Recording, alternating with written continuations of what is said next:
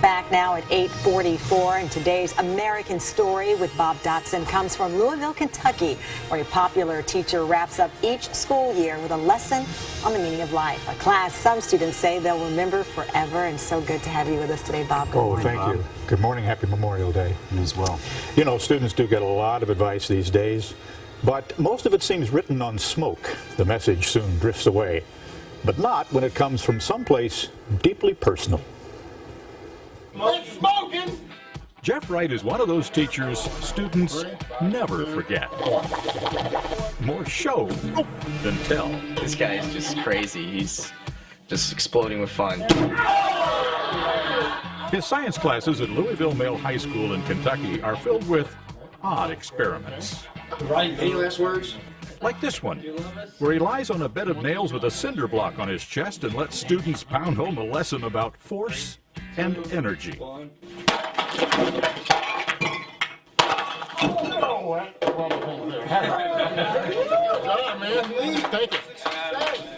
Surprisingly, it is a lecture without props that leaves the lasting impression. The talk is about Wright's son, Adam, born with a rare combination of genes that only about 450 people in the world have.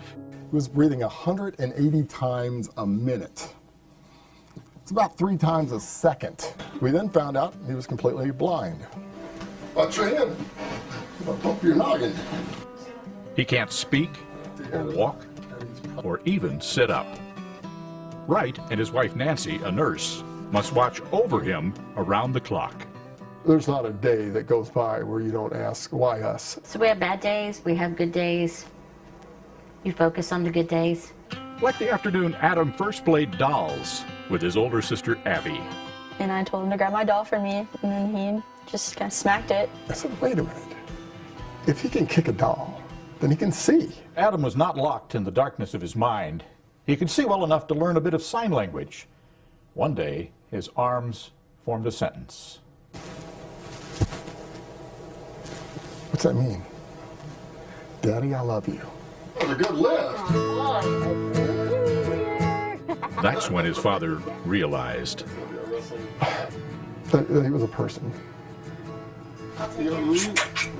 Capable of a smile lit from inside. What has Adam taught the teacher? If I can mean a little something to you, does it play? You did? And then you can go and mean a little bit of something to somebody else, then at least we had a purpose. Life can be unfair. Love can make it better.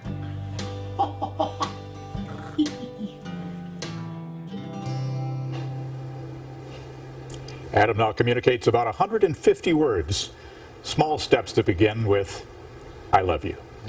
What a beautiful story. And all of us tearing up over here. I know, it is. My goodness. Starts one place, ends another. And I would imagine that other families with children with special needs would see this and not give up and look for those victories with their children. Amen. Bob, thanks so much. Thank you so much. All right. Up next.